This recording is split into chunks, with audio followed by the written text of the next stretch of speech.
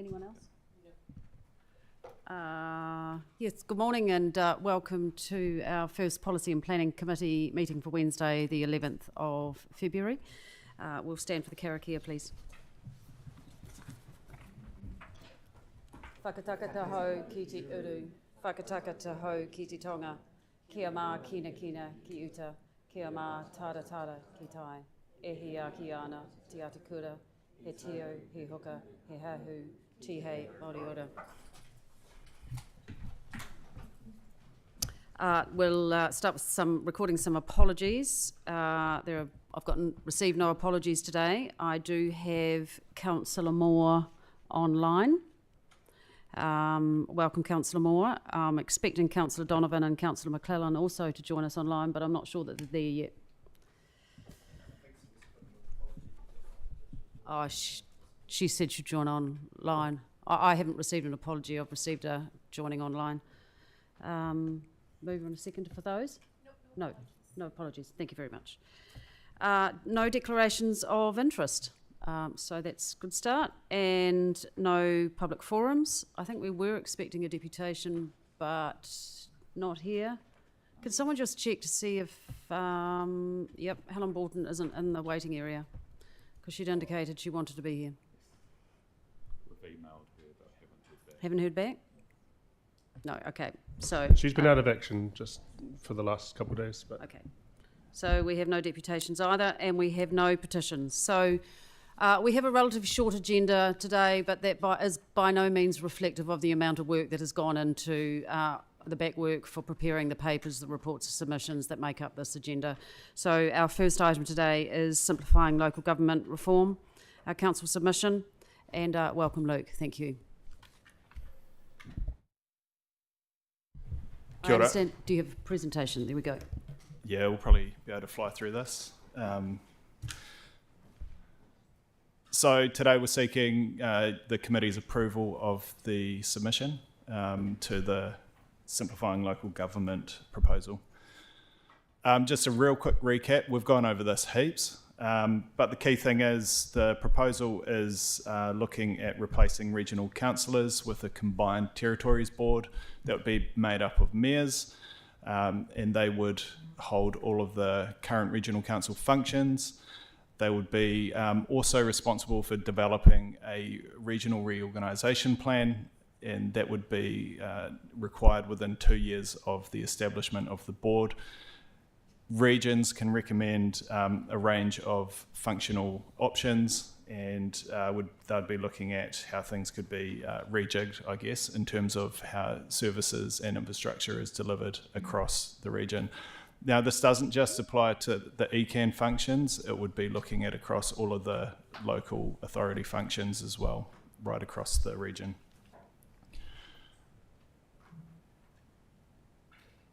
So a key thing, why this is important, well, this is a once in a generation opportunity and risk for Christchurch. I think that's the key thing. So we need to engage seriously on this. At the moment, we've been given a proposal which is relatively light on the policy detail, and so this is the opportunity we have to raise what our expectations are in a reform like this, in a structure, and also raise the concerns that we have with what's been put on the table. So, summary of our position, ultimately we support the outcomes the reform is looking to achieve. So that's things like reducing duplication, getting greater efficiencies, and ultimately providing the best value services and infrastructure for our ratepayers, not just in Christchurch, but across the region as well. However, we do have some concerns. So the scope of the CTB, it remains unclear, so that creates some uncertainty. And for us, we think that the diluted focus of the CTB being expected to govern the existing regional functions, as well as coming up with a very significant reform of local government across the region, there will be a diluted focus. They're two very distinct roles. One of them is highly strategic, and that being that restructuring. So what we're doing in this submission is ultimately requesting that the government reconsiders the CTB design and the composition, and including whether or not the reform leadership should be separate from ongoing regional governance work. We also want to stress that the transitional arrangements should enable metropolitan scale analysis right from the outset. So, when you look at us, we're a big metropolitan, and so having the requirement to be negotiating or coming up with this plan across the board can have some, distractions in terms of what's required. So getting into the submission, what we do like the intent of it. So simplifying local government and reducing duplication, improving the long-term performance, resilience and value for money. We do like the functional review first approach. So actually identifying what the functions are, how they're best delivered, and then repackaging them up into the sort of structure that would provide the best value for our ratepayers. And also we do like stronger collaboration, especially where it improves the outcomes. But there are practical concerns, and this is mostly around the process and the composition of the governance structure. So we've already talked about this, but the CTB will have capacity risk. So it's one body expected to govern existing regional functions and lead a major system redesign. There's also questions around its leadership around the RM reforms, which the RM folk will talk about later. There's a risk that there'll be negotiated outcomes. So having a room and sort of discussing these things and mapping out the structural review, it can become consensus driven, or there's a risk that it could become consensus driven rather than evidence based, because ultimately mayors around the table are accountable to their districts, and they'll have their district's best interests when they're coming up with this. We're concerned about the dilution of our metropolitan scale. So voting and representation settings, they may underweight Christchurch's scale. So over 60% of Canterbury's population resides in Christchurch. We want to make sure that the voting settings or whatever governance arrangements there are actually can reflect that.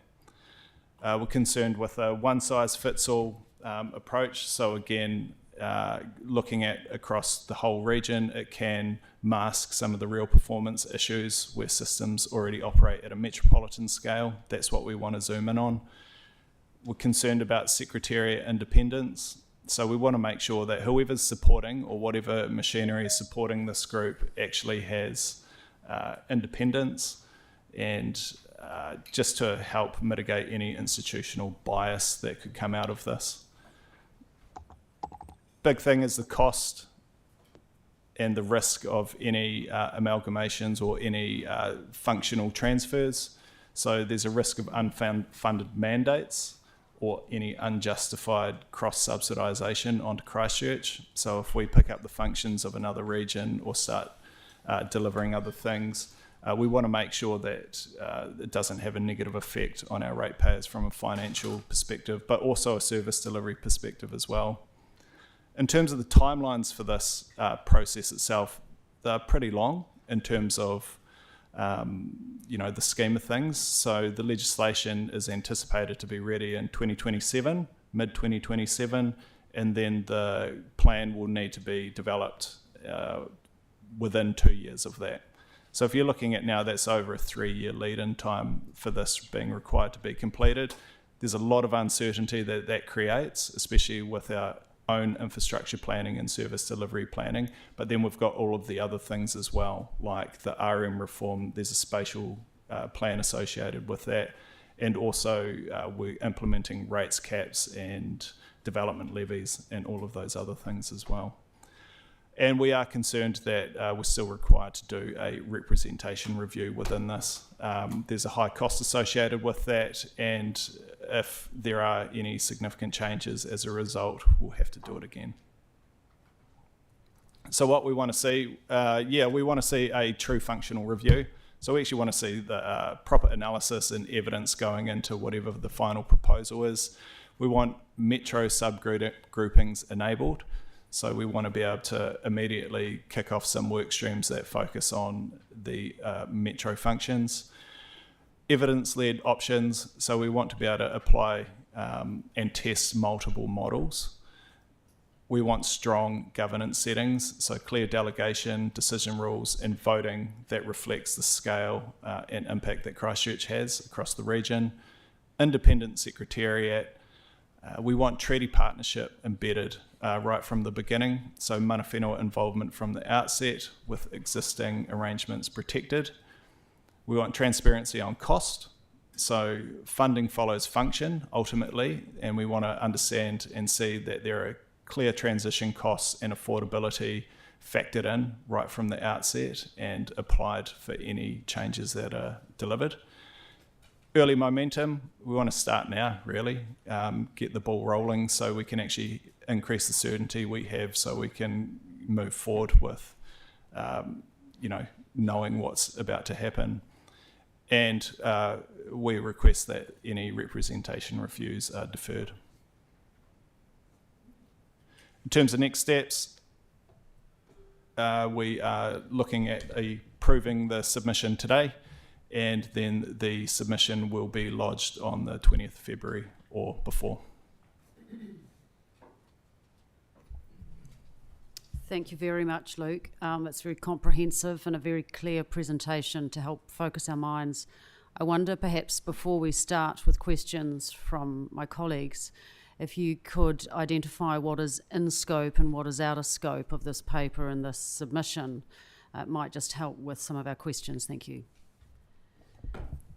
Yeah, so what's in scope? I think it's key thing to recognise is this is a proposal. This is not a piece of legislation or a bill that we're responding to. So we don't have the detailed policy design or structures in front of us in terms of what this would look like. So what we're really responding to is a broad proposal for how this restructure will work, how this review will work, and what the governance settings are. So we can't get into the full detail. However, what we've done in the submission is anticipate and extrapolate what we think those proposals mean and what they would mean for us. So just to clarify, we really can't get into any design issues beyond the consultation at the moment in terms of legislative design, and that we will have an opportunity to have separate submissions later on other matters. Yeah, correct. Yeah. Thank you very much, Luke. So I have questions lined up from, here we go. Tyler, followed by Melanie, Pauline, and then Yanni and Tim. Thank you, Tyler. Kia ora. When referring to evidence, is there any current evidence that we're going to be basing our ideas on? So a framework for collecting the evidence and having consistent categories and frameworks for doing that and doing that analysis hasn't been supplied to us yet. Okay. So we don't have a framework for having a consistent analytical view of how the functions best operate and how to repackage them. However, that evidence would be available once we sort of develop a consistent way of doing it. Yep, gotcha. Thank you. Thank you, Councillor Harrison-Hunt. And now we've got Councillor Coker. When it talks about the CTB and the dual roles, is it possible for us to potentially put what we would actually like to see there? Because we haven't really done that, and we haven't mentioned about the current regional councils. Like in my view, the regional council should stay in place as it is until a review's undertaken and they know what the next structure is going to be, because otherwise you're creating an interim body that then will change again, and I personally disagree with that. So are we able to put something into this a bit more clearly around that? If it's the council's view that the current elected members remain for the regional council, we can put that forward. In terms of the ideal sort of structure and the composition of that, we haven't come up with, an ideal what that would look like if it wasn't the regional councillors. We've basically just indicated that there's a strong risk that having that dual function between the two will risk any dilution or distract from the strategic requirements of the reorganisation. Mm-hmm. Yeah, well, I would like to, I haven't figured out any wording, but I would like somewhere within this document for it to be included that we would like the regional council to continue till such time as the review has been complete and the next structure has been determined. Well, I'm going to suggest that there's likely to be some, we won't get unanimity on that around this table, so that'll have to come forward by way of an amendment to be voted on, I suspect. Can I just have some guidance from the Secretariat on that, please? Sure, you have an option to designate a subset of councillors to make these substantive changes to the submission before it's approved. Outside of that, councillors are more than welcome to put forward individual amendments should they like to see specific wording added to the submission. So I'd like to suggest that that's probably a substantive and it's not a matter to be deferred to a delegation for minor tweaks and wording. So I think that'll need to be a amendment, and perhaps if you want to work on that while some of the other questions are coming, and if we have to take a break, we'll do that in due course. So next I've got Councillor Cotter, thank you. Oh, thank you. Look, I was in a similar vein to Councillor Coker around the model. So it's all very well to say that the reasons that we feel that the regional mayors are probably it's not appropriate for various reasons, but what would be a possible alternate model? Like, I would say we probably want to retain the mayoral voice around the regions, but we would need to strengthen that to take the workload off, but also to bring in expertise. So how many mayors are there in the 10? So you might want 10 or so who have expertise in this local government area. So I'm sort of suggesting that we possibly want to craft some wording. So if we're opposing it just being the regional mayors, we're leaving the door open for any other model that they might want to chuck in. So we want to put some guidance around that.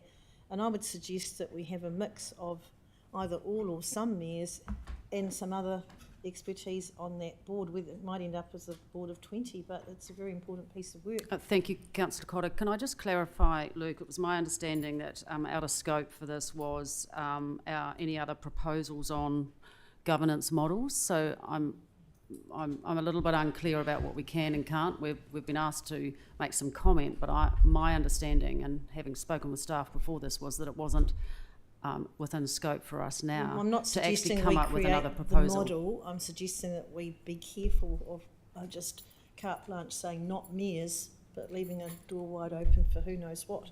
So you know what I mean? It's slightly contradictory, because if it's out of scope to be coming up with other proposals, then I'm not sure that we can do that, Councillor Cotter, but I'd like to hear from you. Yeah, Thanks, so the Luke. specificity around what an alternative governance arrangement would look like, I don't think we have enough information to be able to clearly articulate that with confidence.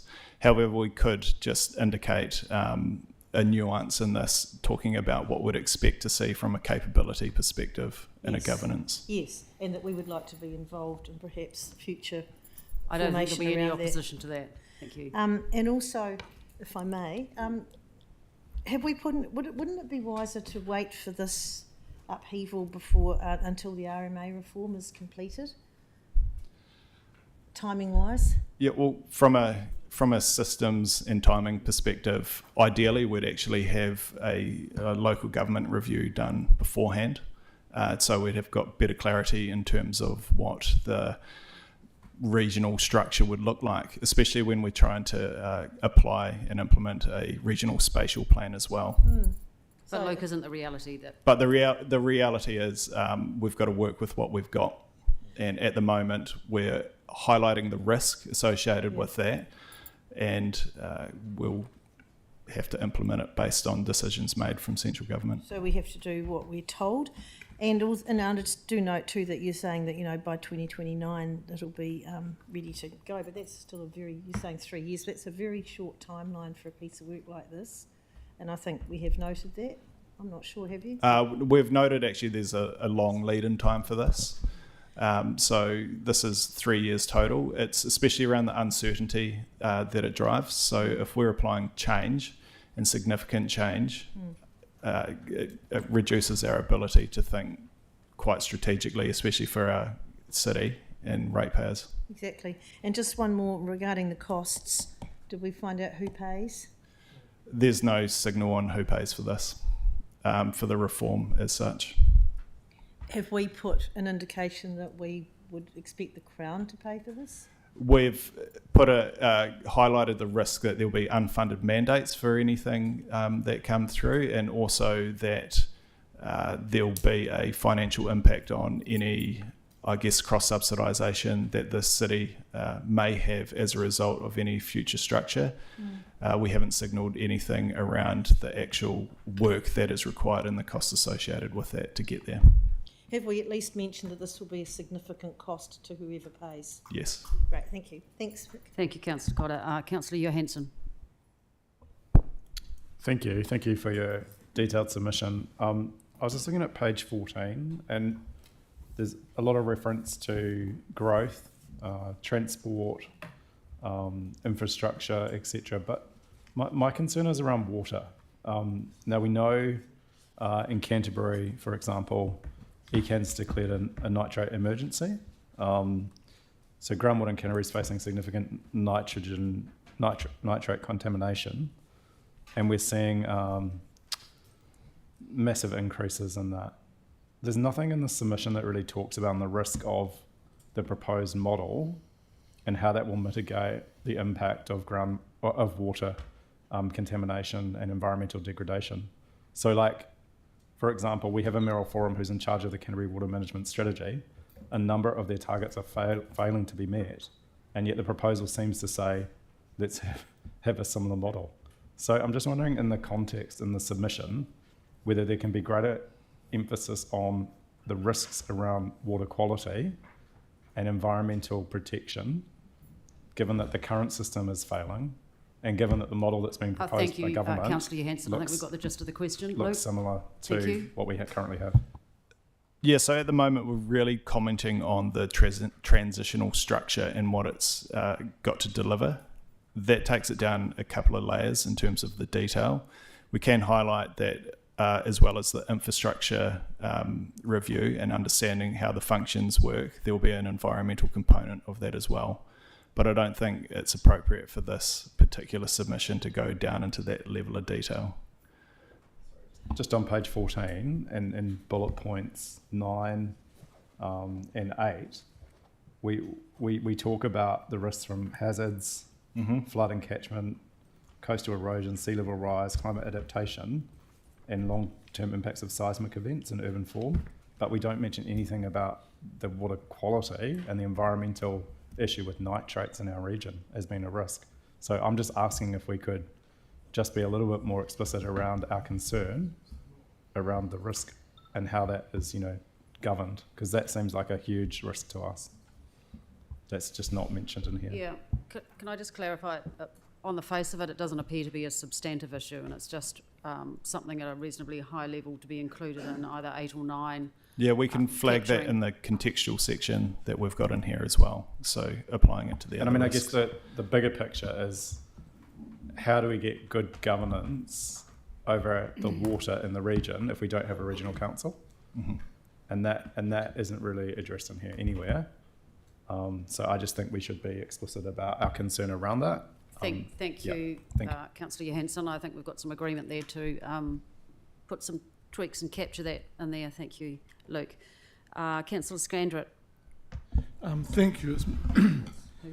I'm presuming ECAN will be looking at a 4% rates cap as well as every other council in New Zealand. So with that in mind, you're talking about an early monitoring kind of transition, or looking at how we can transition early or understand it early, because we've got a 3-year timeline. So no one is covering our costs at the moment, even though we'll be looking at a rates cap 27, 28, 29. So I'm just wondering, to the chair, if we can make sure that we are monitoring our costs, our staff costs and time, so we know what we're facing at the end of this journey, because I'm aware that we are faced with a lot of things sent in by central government, and I'm not talking National or Labour or whoever Yeah, else. thank you, Councillor Scandrett. I'm mindful the of other getting thing into is- debate. Can I just get some clarity from staff on that we're able to do that? We can certainly look at that, yes. I'd be It's about surprised. capturing it, thanks. Yeah, Okay, the- question, Councillor Scandrett? I'm concerned, there's been mention of, say, a distance between the staff at the coalface and governance. It's a hangover from the commissioners. So if we have 10 regional mayors running ECAN, or the new council, I'd like to know, and I guess it's the work to be done, is how we can ensure that we can get good efficiencies and reaction from staff at the coalface. Because it does seem sometimes in our seats, when there's a link between council staff and ECAN staff, that there is a speed bump there. And I'm just, because my understanding from this, the end game for this was financial efficiencies and streamlining process. And that is what the two Okay, things I thank you, don't Councillor see. Scandrett. So- I'm not entirely certain what the question is. Well- Luke, perhaps you can... That's the What's fundamental intent of the review, So is to reduce duplication, improve the processes, and just make it clearer in terms of what the handoffs are between any of the functions that are in the region. Thank you, Councillor Scandrett. Here we are, Councillor Kewen. Yeah, so have we formed a position as a council on what the final makeup of everything looks like? Like, so you go through a massive process, but do we know what it looks like at the end? No, the council hasn't come up with a final position on what that looks like. Right, And so, we're not expected to at this stage. We No. just don't know enough until the functional review. Correct. Thank you. but, so how do you submit on something if you don't know where you want to go? Luke? So the submissions on the structure and the process that will enable us to get there. So what the proposal is for us to do a functional review as a region and then come up with the most appropriate proposals to achieve the outcomes. At the moment, what we've got in front of us to respond to is what that process may look like and what the governance of that process may look like.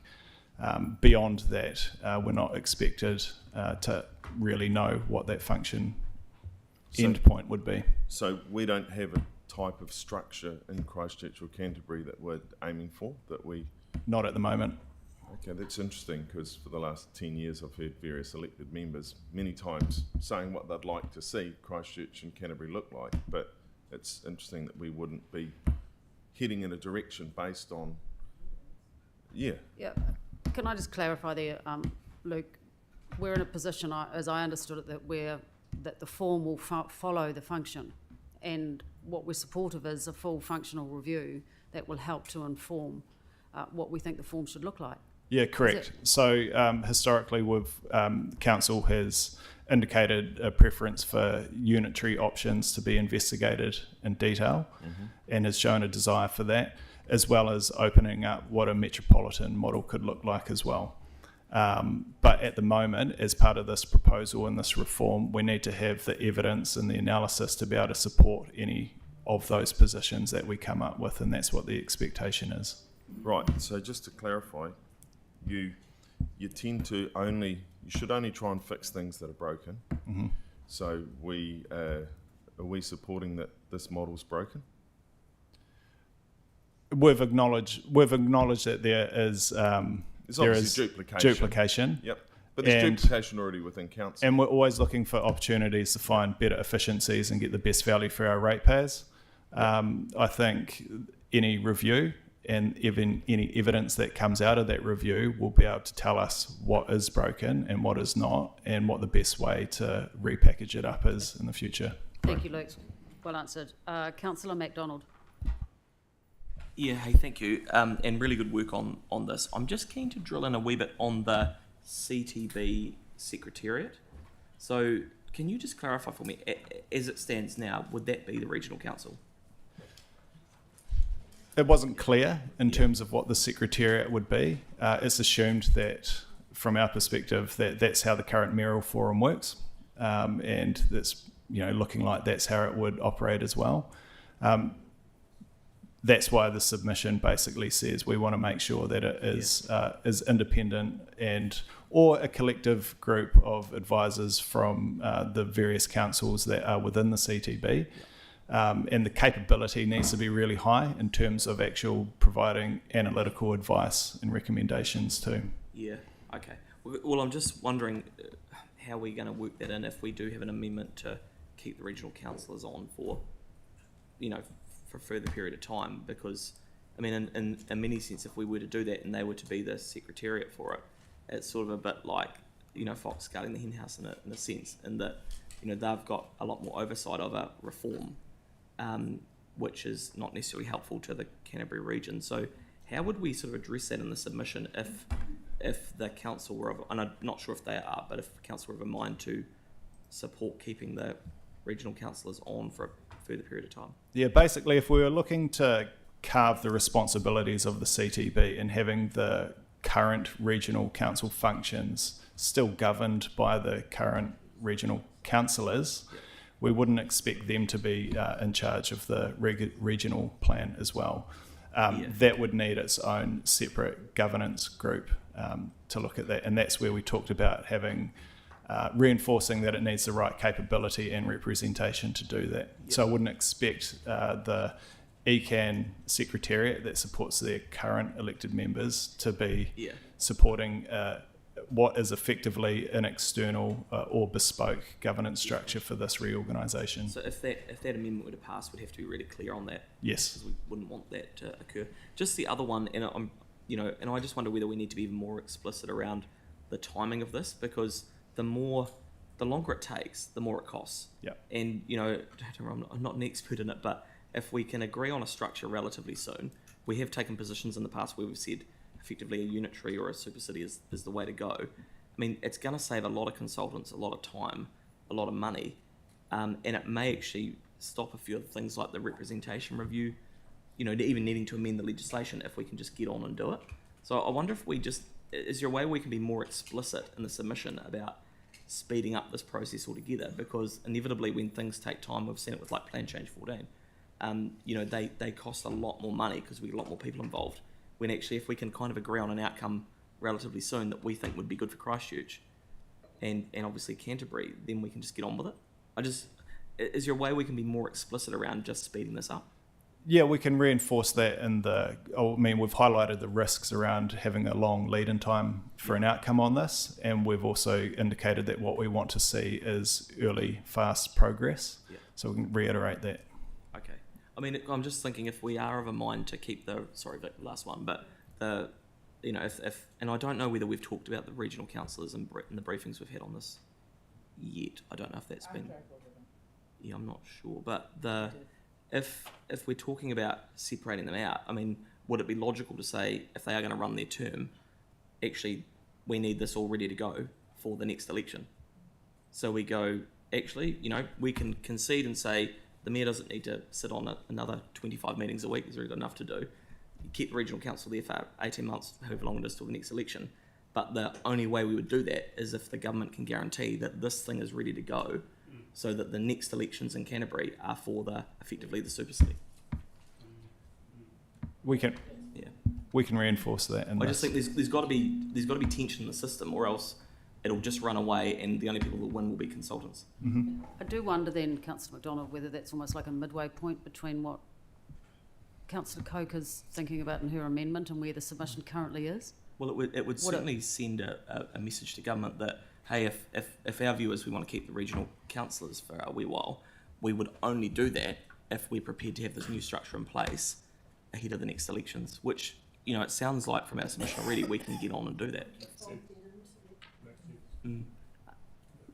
There's just got to be tension in the system, or we will just waste a bucket load of money on absolutely nothing. But we're sorry. Hang on, we're not going to head into debate here. Luke, is that possible, and is it a substantive change to the submission? Yeah, it is possible to do that. It's not a substantive change, especially if we're talking about timing and sequencing It's just reinforcing this point within what we've already got in there. So the question then becomes to Councillor Coker whether it's necessary for her proposed amendment, which is trying to find its way to the Secretariat at the moment. Look, I'm going to finish the questions and then we're going to adjourn for a couple of minutes so that I can have a look at that and then we'll come back. Thank you. I've got Councillor Harrison Hunt next. Sam was actually going to ask my second question, but I actually also wanted to highlight that the government have brought up the opportunity to collaborate early with partnering councils. Have we been doing that in regards to what things could look like around this reform and the representation? Yes, so the Mayor has met with Selwyn and Waimakariri, and yeah, so we have been engaging with the other officials as well. There's been a number. Sorry, I didn't hear that. Sorry, Mary, could you just put that on? So as well as the meetings with Selwyn and Waimakariri, there's been a number of mayoral forums of mayors and CE workshops, full-day workshops around it. Great. So there has been collaboration. And I wouldn't expect all of the views of the neighbouring councils would be in the submission, but is there anything that's highlighted that would actually reflect their position also? I mean, there will be some consistencies with what we've raised. I can't tell you off the top of my head now in terms of what are in there, but fundamentally, I think everybody can agree that it's the right time to have a review. Yep. And the right time to try and get the best value for all of our ratepayers across the region, and that taking the sort of evidence focus first and then reorganising based on what that analysis tells us is appropriate. So the amendment that Sam is thinking about putting forward, I don't think it's actually an amendment, but would that address the timing issues that we have around the elections and the political timing of representation reviews, etc. If we got ECAN to push forward 18 months and the election actually started the reform? So yeah, I mean that amendment would put a sort of a clear timeline, yep, which would be, you know, reasonably appropriate. So long as we have the right frameworks and ability to actually go ahead and do the work that we're required to do. Great. Last thing is, I'd be really keen to say in the submission somehow that we're willing to collaborate with the other neighbouring councils to put forward this this amendment come the next election. I'm not sure what that means to everyone else, but Luke, thank you very much. There's been some very robust discussion and questions here, and I'm keen to understand before I adjourn briefly whether the direction of travel that we're heading to look at, whether that in any way weakens or complicates the submission. I'm just always nervous about doing changes like this on the fly when there has been a significant amount of work gone on in the background to get us to where we are. So before I break for the adjournment, is where we're heading at the moment, is that something that you think is sensible and achievable in light of what the general thrust of our submission? It is, yes. Nothing that has been suggested changes the intent and focus of what's within the submission. It just clarifies a few things.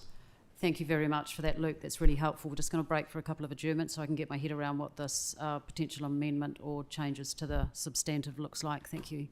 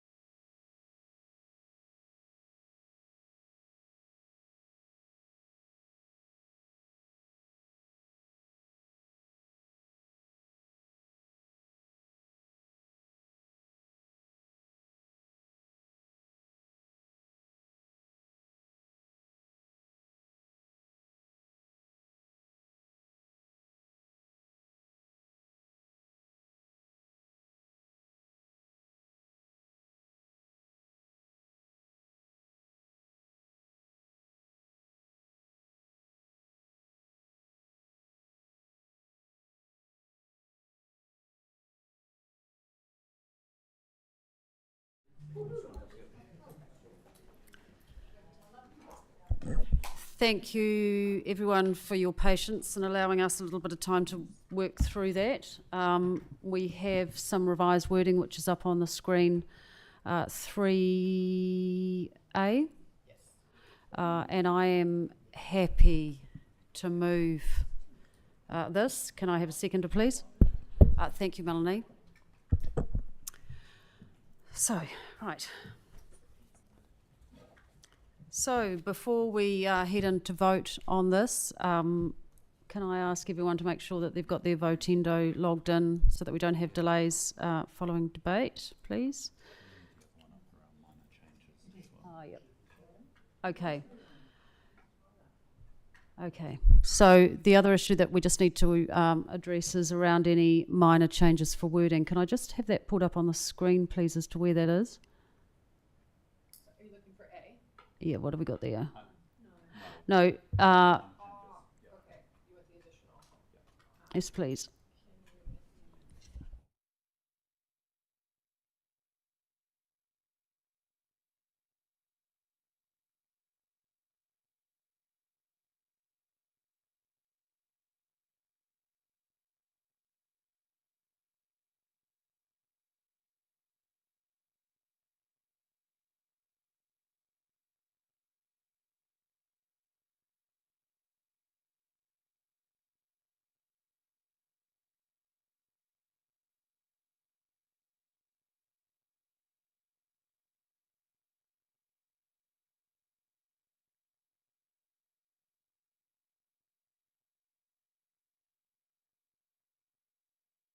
Right, let me draw your attention then to paragraph number 4 there, delegates authority to the Mayor and Deputy Mayor and named councillors to approve any further changes to the draft council submission on the simplifying local government proposal.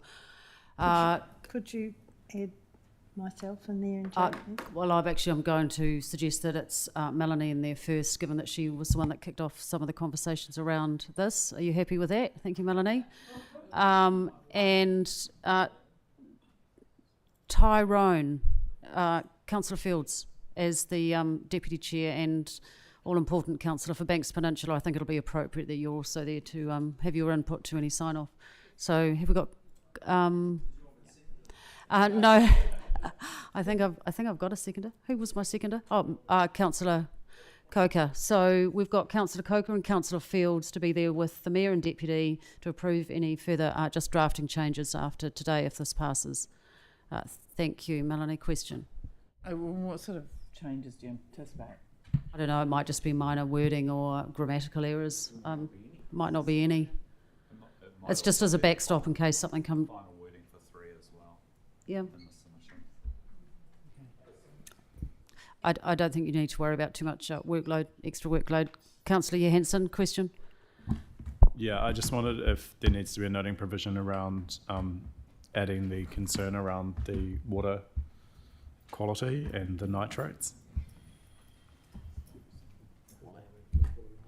So is staff just going to add that in magically and then what's...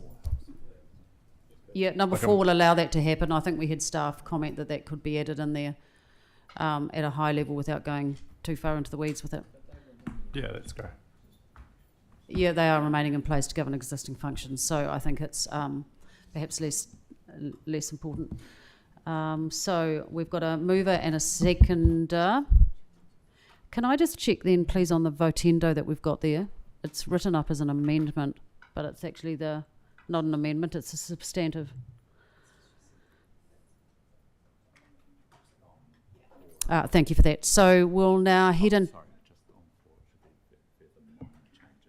Yep, okay. Recognising that it is, where does it say that? Approve any further minor changes. There we are. That puts to bed any concerns about that. And so I will open the table for debate now, please. Do we have anyone that wishes to debate this? Councillor Peters. Thank you. Thank you, staff, for your efforts in pulling this together for us, and really hope that as this submission goes in, that the government will listen to what we're saying. This is, as you say, once in generation changes for local government, and we've got one chance to get this right. So here's hoping that they'll take note of what we're saying, and that we can get the structure right, we can get the CTB right, we can get the governance of our regions and city and districts right in the interim through to getting this reorganisation done. Hopefully we can land this reorganisation to the benefit of all and for the benefit of Christchurch from our point of view, but also for the whole region. We need to get this right and really hope that the government will listen. And with regards to the who's going to pay for this reorganisation, here's hoping the government won't just land it on our ratepayers, because they can't afford it. Thank you, Councillor Peters. I've got Councillor Coker, followed by Councillor Scandrett. What I would like to see is basically for a review you need independence. So there needs to be independent people coming from outside of the sector and then doing a proper analysis and interviewing people and figuring out what's wrong, if there is something wrong, and working out the simplest and easiest way to amend it rather than necessarily a huge reorganisation. I'm not necessarily in favour of it, it's not required. So I think the least amount of money we can spend on this the better, that's why I suggest that we don't go around reorganising things until we actually come to the conclusion that that's what we need to do. So I'm all for reducing duplication. I think that's a good outcome if we can get that from this regional reorganisation plan. Let's hope that happens, and if big changes happen, that they happen in time for the next election so that we're all clear and don't have a big kerfuffle a year after the next one. Thank you very much, Councillor Coker. Councillor Scandrett. Thank you. I guess when any of these things are happening, we've got a lot happening at the moment dictated from government, from Wellington, is that what's the end game? The complaints and the concerns I get from people are a disconnected process which takes far too long, costs far too much money, and it's actually taken the person, the ratepayer, out of the process, because they're almost not allowed to sit in front of an RMA hearing. So I'm hoping that the end game that we will be part of actually has a smooth transition to a really focused end game, which is something that will work for all people. Thank you. Thank you, Councillor Scandrett. Deputy Chair, Councillor Fields. Thank you. I think most of it's been said already, but I'll just reiterate. I'm obviously supportive of the recommendation. I think the staff work's been exemplary, and I don't think too many people are going to disagree with the concept of simplification. And just sort of lining things up. I particularly want to speak in support of the amendment that was put up about the keeping the regional council in place, regardless of how you feel about the regional council, whether you think it's a great thing or otherwise.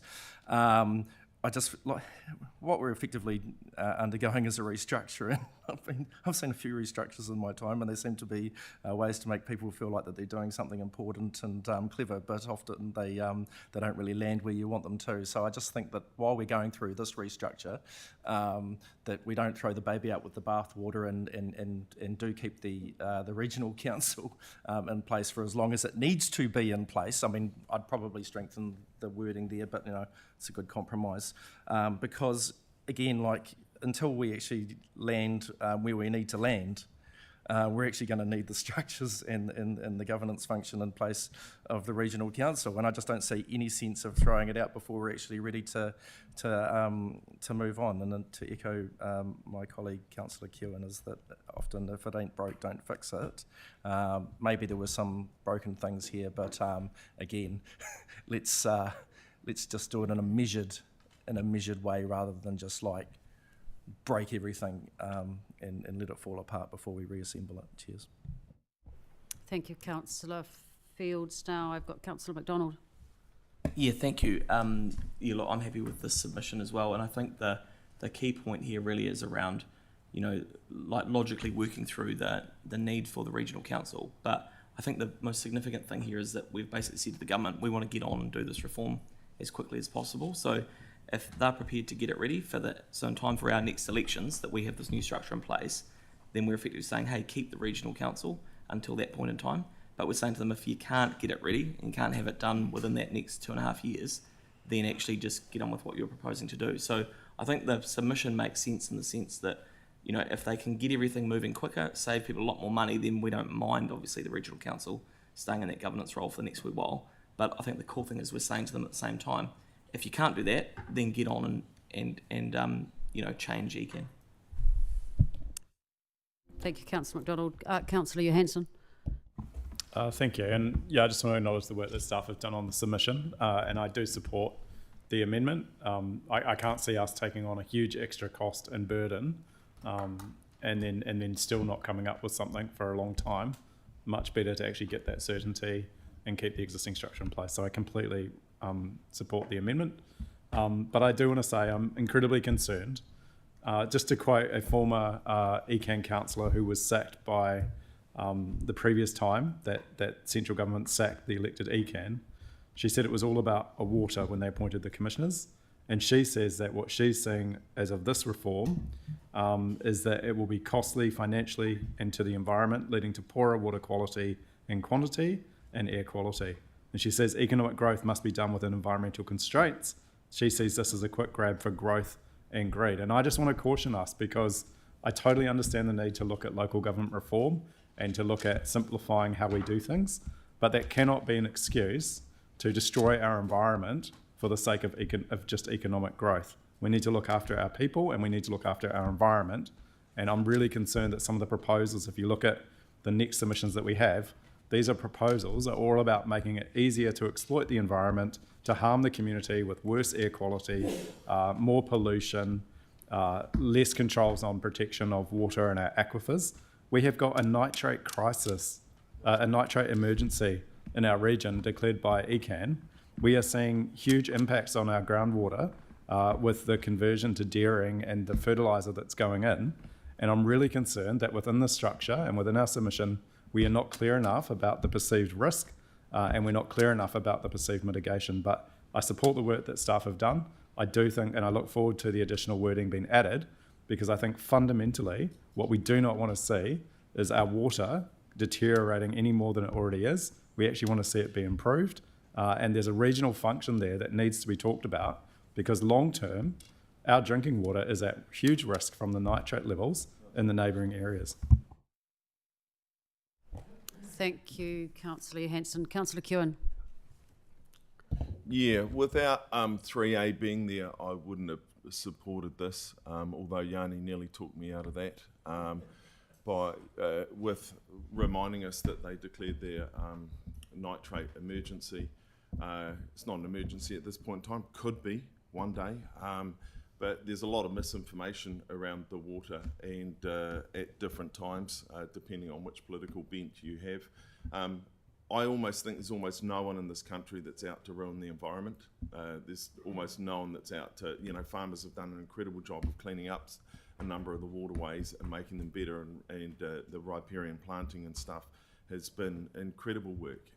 And food's got to be made somewhere in the world, and to have more sustainable farmers in this country doing it than ones that do destroy the environment in other countries doing it to feed the same people should be applauded.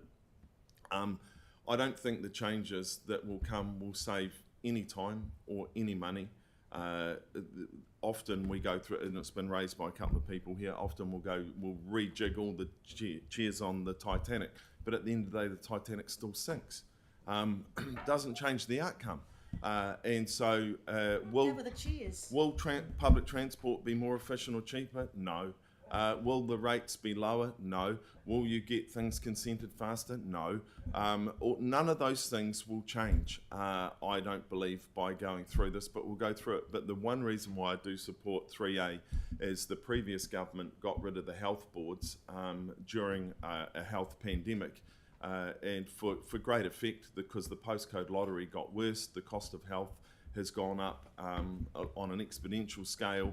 Health workers are quite upset, and the public now no longer have a conduit through to the health system. So sometimes when you go for change, it doesn't actually leave you any better off, and in health it's left us as a country much worse off. So always be careful what you wish for, because you sometimes don't quite get your Christmas list. Thank you, Councillor Keown. I always look forward to your debate. Thank you. Councillor Harrison-Hunt. Classic Councillor Keown rage bait. And, I would invite our council to visit Lake Ellesmere, because there is generations and generations worth of damage there, to the point where you can barely see through the water. There you go. And he is right. There is a lot of farmers doing fantastic work.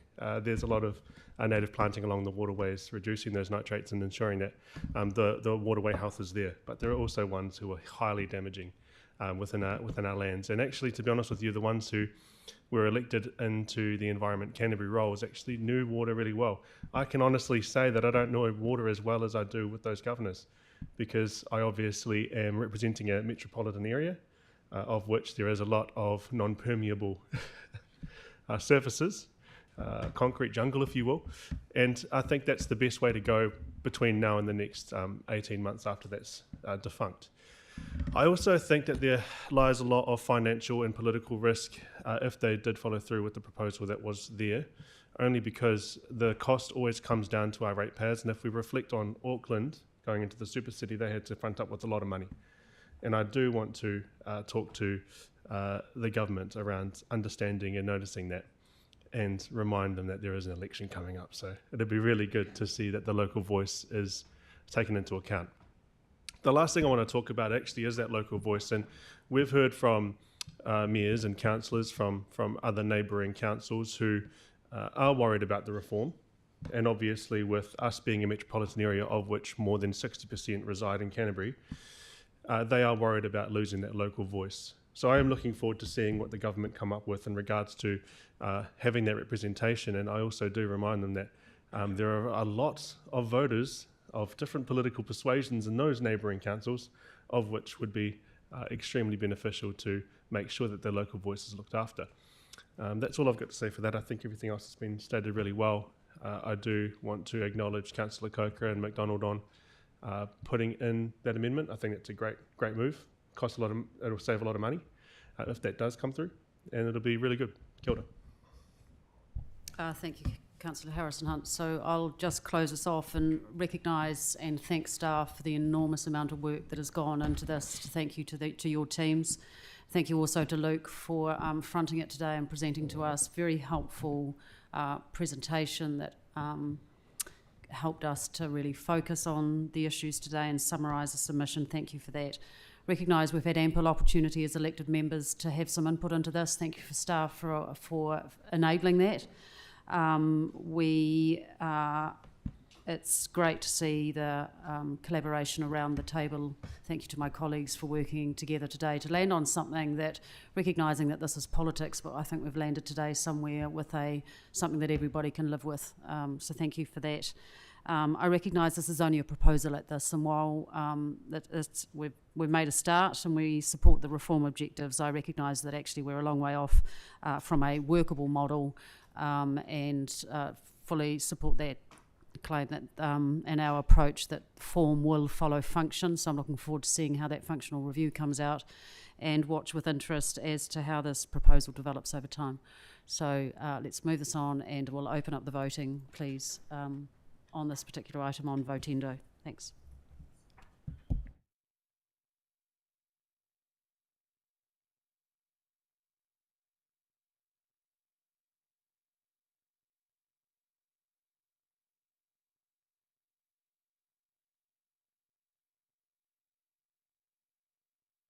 Is Councillor McClellan online?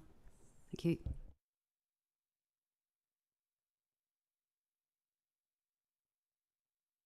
Yes, and I think I voted. Oh, yeah. Thank you. Vote's closed.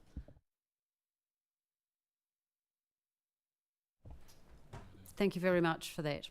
Well done. So before we move on to agenda item number 8, I do have Helen Broughton. I'm just going to invite Helen. Helen was scheduled to give us a deputation this morning, and due to some logistical difficulties she was delayed, but she's with us here now. So Helen's going to be talking to us about the Planning and Natural Environment Bill submission. Thank you, Helen.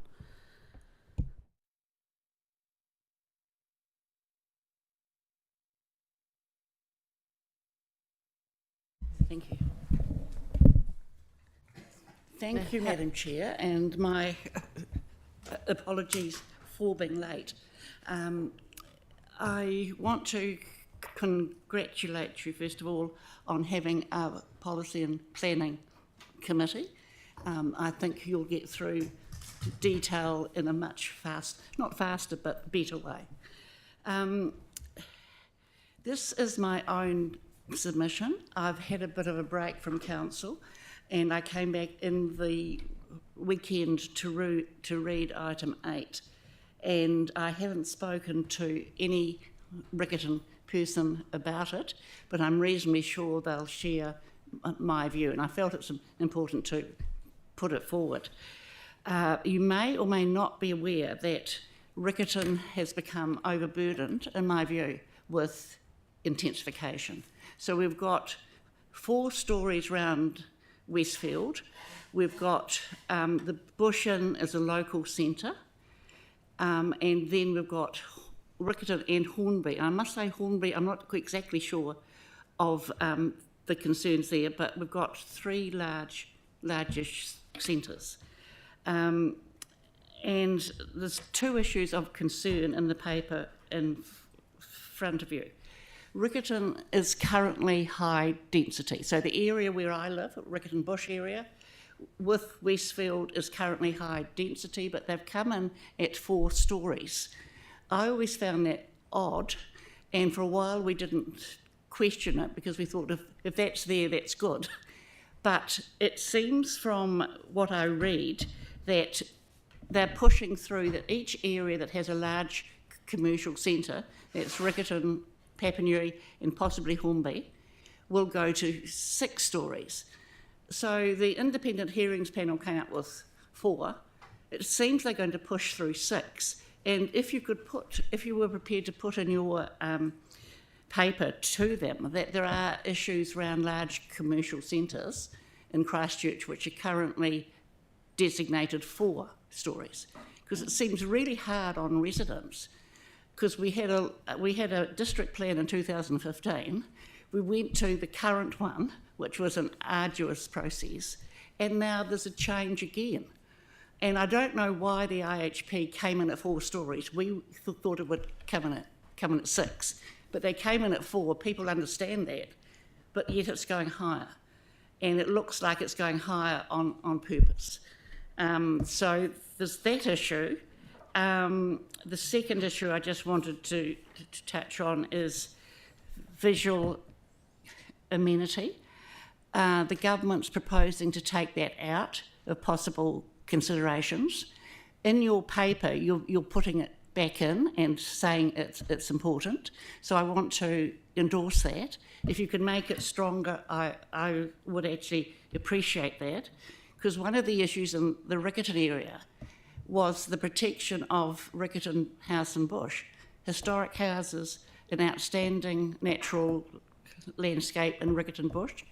That got overturned by the independent hearings panel, but the visual amenity was the argument of the council expert witness. It's our argument as well, and it would be better for Riccarton House and Bush to have relatively low density around it. It's going to be 4 stories, but we need to put in visual amenity, because people buy houses for a range of reasons, and some are because of transport, some are because of schools, and some are because they like the look and feel of an area. And so if you could make that stronger, I'd sort of appreciate that. I've gone through both your paper and what's proposed. I found it very difficult, which I presume is why you haven't got a lot of deputations. So if I was finding it hard, the average person will actually find it hard as well. So that's all, thank you. Thank you very much, Helen, for sharing your thoughts with us. We've got a couple of questions here. I've got Nathaniel first. I just want to make sure. So your deputation, it's as a private citizen, right? Not representing the ward. Yes, it hasn't been through the board at all. Yeah. So yes. it's and your I haven't rung other. I will ring other groups, but at this stage, I in fact haven't. Thanks. Just want to clarify that. Cheers. Personally, my submission. Nice. Thank you for clarifying that. And Tyler? Hi, Helen. Hi. I've just got a question. So in the submission, it has point 9, which is regards to centralisation and standardisation, of which I think you were talking about. Yes. How does this hit for you? The point is, successful planning for communities requires an understanding of local context and identity, which may not be well served by standardisation. The bills should provide sufficient scope for bespoke provisions without undue restriction so that local context can be applied to promote growth and support the development of great cities, townships and neighbourhoods. How do you feel about that point? Fine. Good. Great. Good. So you're okay with... Yes, Cool. yes. Thanks. So it's just, I guess I'm having a look at the 4-storey, 6-storey issue, because I think that's almost unfair on residents. And also the issue which I support you on is visual amenity. It shouldn't be dropped out of consideration and planning going forward. I guess I know why Mr. Bishop is doing this, but I think it's important. And people do buy houses according to a range of sort of issues. Yeah. Thank you for that. Councillor Peters? Thank you, and thank you for coming in, Helen. Just really interested to hear your thoughts on the planning and natural environment law change, and what do you think it's going in the right direction, and do you think our submission is touching on the right points to try and get it right? Yes, I kind of went through your submission and I went through the proposed legislation, but I didn't do it in detail. So I think what is different this time, and I think it's a plus, I did a submission to the select committee about 3 or 4 years ago, and I said at the end, you haven't done enough on the urban planning side. So I think one of the positives is that this time I think it does do enough on urban planning. There's just some issues they have to change, basically. But it's much better than it was earlier. Thank you very Thank much. you. That's the end of the questions. Thank you for coming and sharing your thoughts with us today, Helen, and thank you for answering our questions. Thank you. Thank you. So I'll now move on to item number 8. Welcome, Ben. And we've got Helena and Ike coming to present to us this morning. Thank you.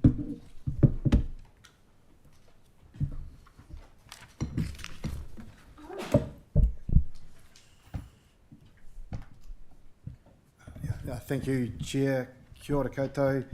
Yes, just here today to report on the approval to submit on the Planning and Natural Environment Bill, which you've heard a lot about, with the Ike and Helena to help with particularly the questions. And we've got others in the room as well, depending where those go. Just reinforce it's been a really collaborative approach to try and go through the 700 pages of this bill. So there's been a lot of people involved. So we're trying to answer those questions as best we can. The submission is a submission on the bill, so that will lead to an act. The discussions you have today is feedback on proposals. So this is a bit different in that respect, that it's going to be an act on the bills that will lead to an act and submit to an Environment Committee, and then we'll go through the processes to, I believe, to look to be a royal assent in middle of this year. So the submission builds on earlier briefings we've had. The key issues remain consistent with councillors have heard before, and those issues are outlined in the front of the council report and front and centre in the submission as well. We have also the appendices that go through a lot more detail around those particular points, but also a range of others across both bills. And you'll acknowledge in a lot of that there is acknowledgement that there's detail to come through the process once the acts land. There is our future national direction that we'll touch on later, but there's more detail to come. The draft has been refined following councillor feedback through some of those workshops and drop-in sessions.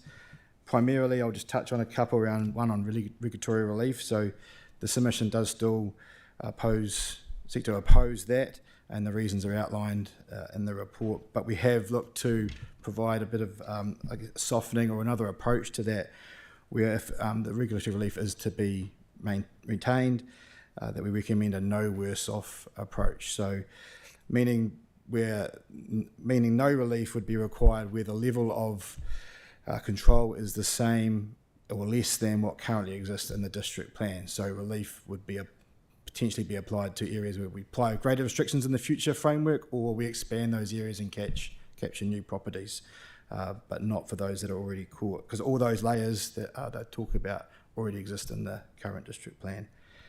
Also, we have looked in terms of outer scope effects. We've clarified why we're removing consideration of those effects related to managing external effects are important, so visual amenity, landscape, external building layer and views, and why that might undermine good urban outcomes. And Appendices C outlines some illustrations of what that might look like, well-managed design versus not so well-managed design, and that negative outcome could be something that comes if there aren't changes made to this.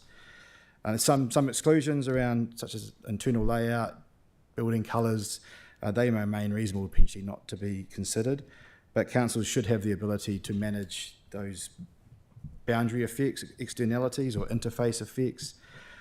Without that, developments that might exceed those permitted baselines could proceed with little consideration to the impacts on neighbours. And it's not just residential to residential, it could be commercial areas as well and interfaces with industrial areas. So we think that should be maintained. Disagree perhaps it's gone too far one way in the current system, but we feel this is going too far now in the recommendation. It needs to be further consideration around that. We'll also continue to highlight that public participation point around the funnel, that it's a risk that because that participation happens so high and early on in the process that the public are not engaged in it, and that shifting decisions to early in the process means we're weakening that local voice and participation in what the actual outcomes will be. I would say that's on the submission. I would say we're closely aligned to other council submissions that we've seen. So the issues will be clearly outlined to the select committee through the process. The tone may differ, but the issues and risks are very much aligned across a number of councils. So this will definitely get played out in that space. And endorsing the submission today, I mean, that does give us the opportunity to influence the bills early, but as I touched on, there's a lot of detail to come in national direction, which we will then be able to participate in those processes as well. So it's not the last bite of the cherry today. We'll have plenty of other opportunities. And overall, the submission looks to be constructive and positive, acknowledges the benefits of clearer national direction and the efficiencies that may bring, but just signals there are the changes that may be required to enable protecting environmental outcomes, bringing in that public voice and that local character. Thank you very much, Ben. I appreciate there's a lot of detail in the submission itself, but it's helpful. Thank you for pulling out those three big issues, which, as I understand it, it's around the regulatory relief, and that's covered off some of the concerns that were raised by Councillor McDonald in a previous workshop, so thank you for working through that.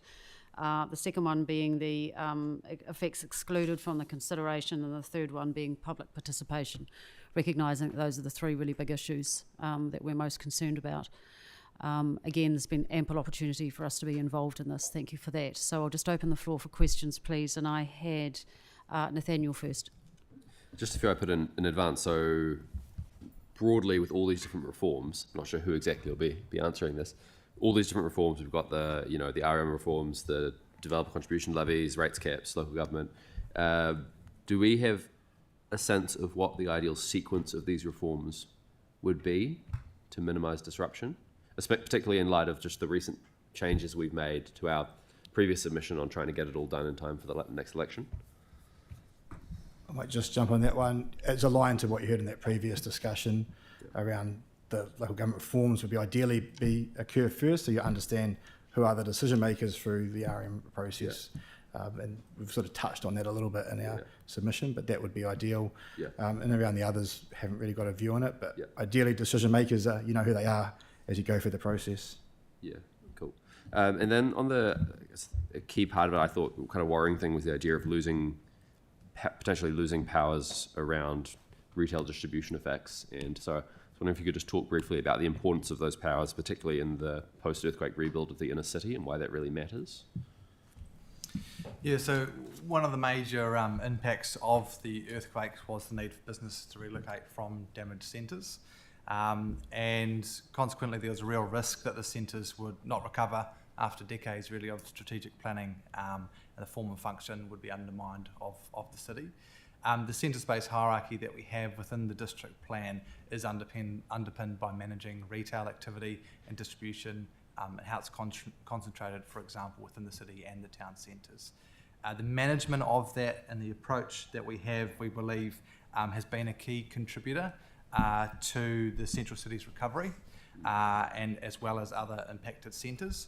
So setting the hierarchy going forward, which is being proposed to be removed through the bill, ensures that large-scale development was focused within the central city and remains that way. There's a proportional distribution of economic growth across the city. There's alignment with the infrastructure that we've invested for those centres as well. There's a plan for growth providing for transport investment as well, be it private or public.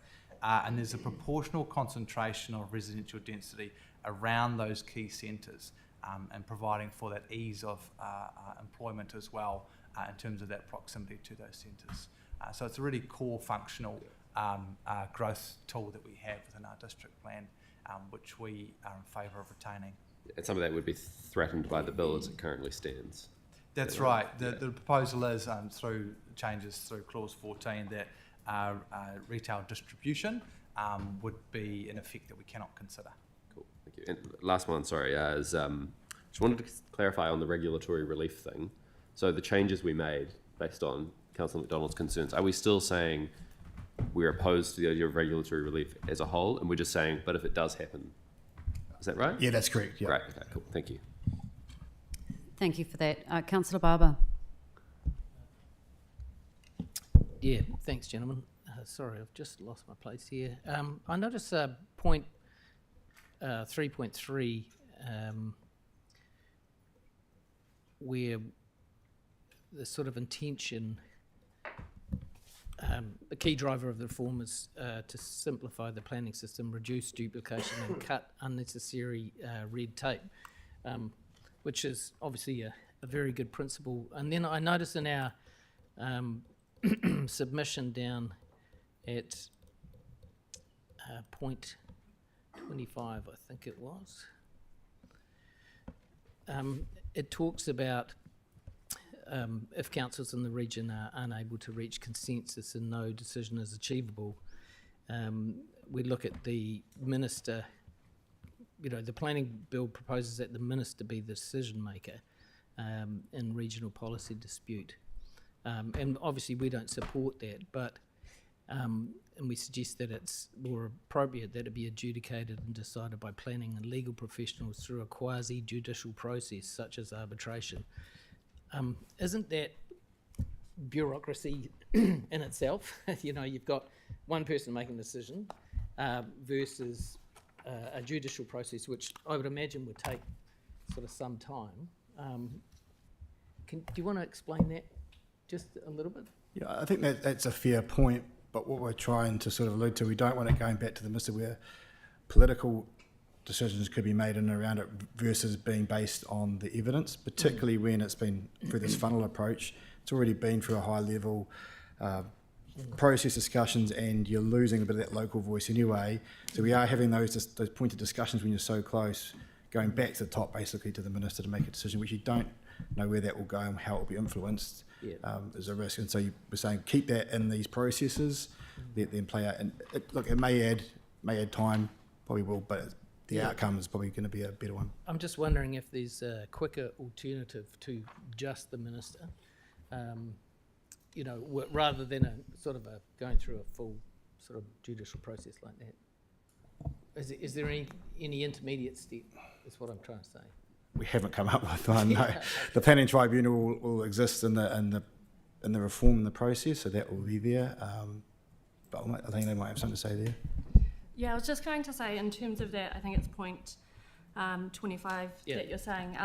That's solely in regard to the regional spatial plan aspect of the new system, and it's only if consensus cannot be achieved. But to the point above, to point 24, what we're saying is our preferred is that where there's a localised issue, so say that only affects Christchurch City Council, that we potentially have authority over that, so that may reduce, I guess, that risk around consensus as well. Okay, thank you. Yeah, thanks for that, Helena. That's good clarification. Councillor Johansson. Yeah, I hear what you're saying around your concern around political decision making as opposed to quasi-judicial decision making. But one of the problems for people participating, full stop, is the cost of experts and the cost of planning advice. Is there anything that we've considered putting in the submission to raise the concern, as was in the previous resource management reform, that there's groups in our society that cannot participate because there's so many barriers to accessing the technical advice, accessing the cost of resourcing to get the planning advice that's required. And so I just wondered if we'd considered, or if we could consider, adding some words into the effect of asking that support is given to people to participate in planning decisions. Because at the moment, it's a huge barrier for a lot of communities. Thank you, Councillor. I think that's been considered in part. What the government proposes is what they call the funnel approach, whereby that decision making for those standards is set at the top level. And so that would limit the amount of public engagement later on in terms of their level of involvement. I guess the two things I'd say as well is that for certain topics, there will always be a level of expertise that has to be engaged with. And so that's somewhat unavoidable depending on the topic. The other aspect as well is that the government, I believe, have recognised that expert hurdle, if you will, through the process of plan making, and they proposed to introduce a planning tribunal, which is effectively a watered down version of Environment Court. And so if there are any disputes between a submitter and council, then it goes to this new planning tribunal. And so that means that the consideration of the argument is done so-called on the papers. There isn't a formal hearing, appointment of experts, so on and so forth. You argue your case, you submit your paper, and then the planning tribunal makes their case as well. And so that is seen by the government as a way to address that concern for costs and getting those expert input as well. And then just the other question I had was in regards to the impact of people's, enjoyment, and you've put quite a lot of information around the concerns. But the one issue that seems to come up time and time again is how we mitigate or manage noise complaints. My colleague's just been receiving a number of emails from one constituent. We've had the issue with the shipping containers. Councillor Johansson, can I just check with staff, is this in scope or out of scope for this current submission? Enforcement is in scope, that's part of the legislation.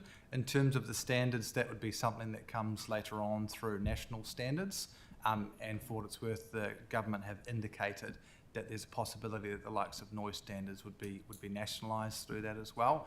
But that remains to be seen. That will come, I imagine, the next 12 months or so. So I think one of the points we make in the submission is concern that the reforms and the planning framework is put in place ahead of having those national standards, and therefore there's a risk to the community that the harm actually happens before we've got some national standards to protect them from that.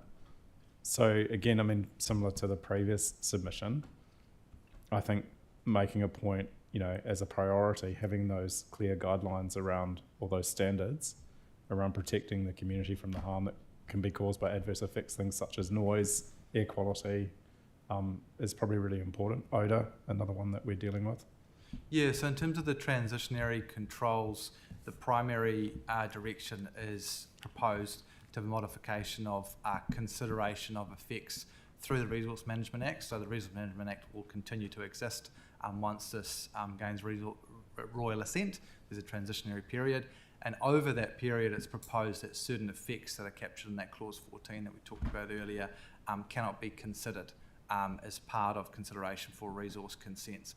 That doesn't include the likes of noise, odour, so on and so forth.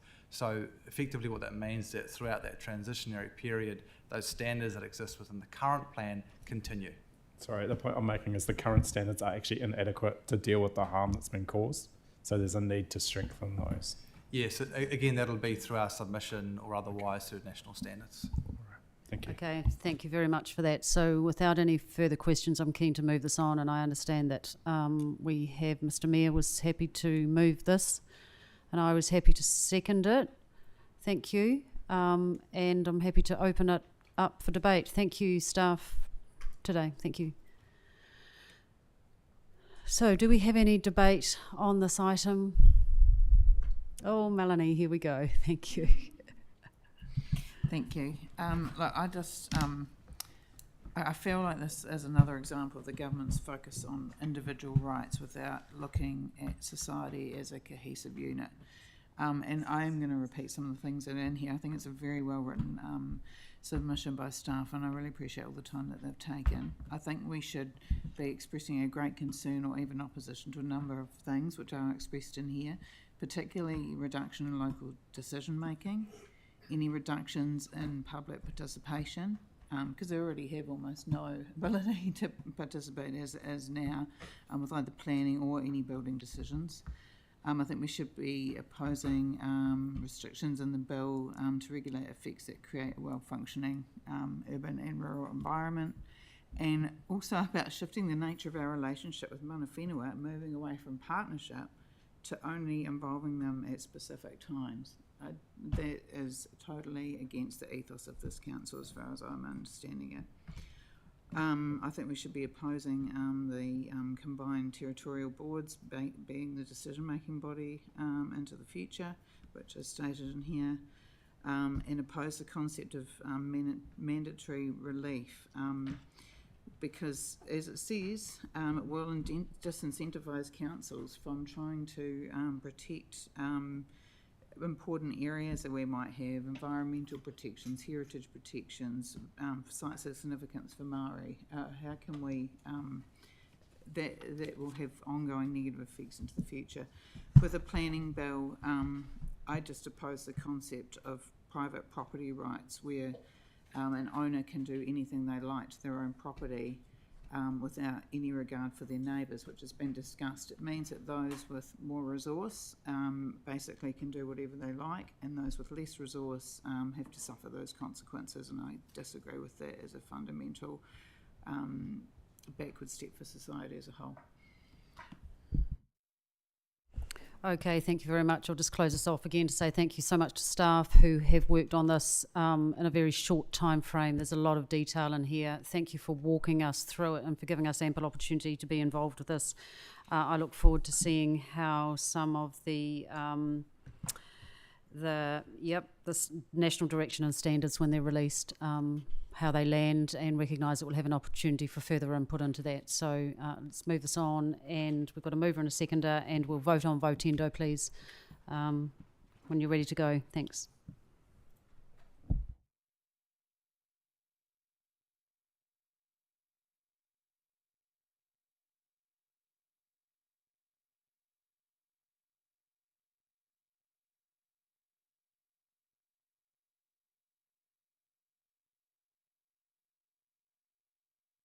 Nice work, thank you very much. So we'll now move on to item number 9. Invite Alan. Thank you. This is the draft council submission on development levies proposal. Welcome, Alan. Appreciate your third in line this morning when there's been a fair amount happening already, so I hope that everyone's still got their concentration where it needs to be. So please, the floor's yours. So I'm happy to take the report as read. Council received a briefing on the draft submission last week. I have made 2 small changes to the submission to reflect councillor feedback. So the covering letter now has reference to the comment we make in the table about charging neighbouring councils for development that puts demand on our network. And then I have also made a small change to the answer under question 1.2, just to flag that the development levy system will come at a cost to council to prepare a policy and administer the system. Happy to take any questions. Okay, thank you for highlighting that. And just to confirm again that this is just a proposal, it's not a bill, so that we don't have all the detail of the reform yet, and there'll be other opportunities to submit on that at a later date. Yes, so we've only got a partial exposure draft at this point in some policy proposals. We're expecting a full bill later this year. Okay, thank you very much for that. And again, thank you for allowing us to have this input and talking us through this. Do we have any questions on this? No, we don't. Well, I'm happy to move this. Can I have a seconder, please? Thank you. And, pardon? Seconder was Oh, I had three. Tim, there we are. Councillor Scandrett has seconded that. Let's just go straight to all those in favour.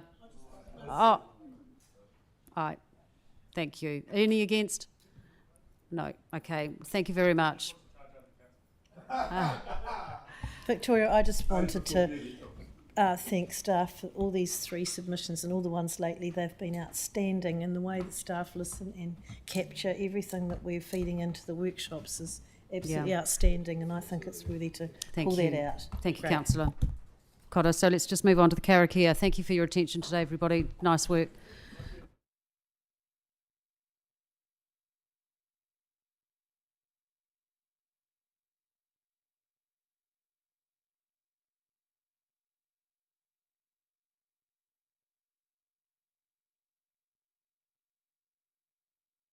Yeah, we are. What have we got?